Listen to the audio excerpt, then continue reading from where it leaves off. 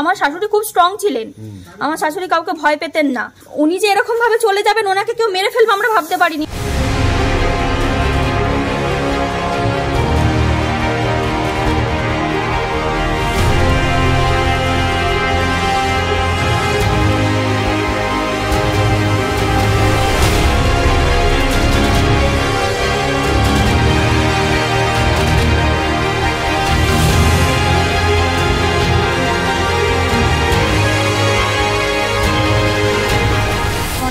বলছিল যে ওরা চলে আসবো করে, দিয়ে আসছিল না।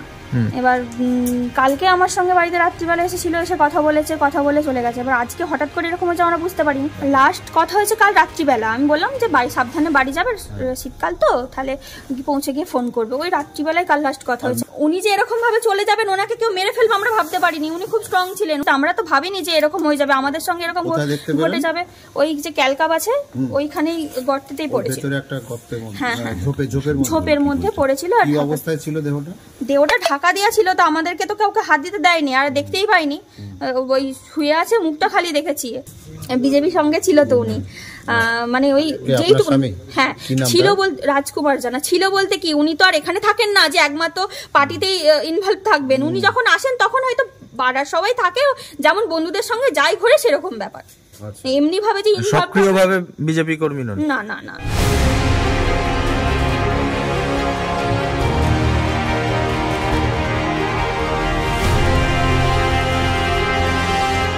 আমাদের বিজেপির কর্মী, আমাদের তার মা হঠাৎ করে এখানে ইটভাটায় খুন করা হয়েছে।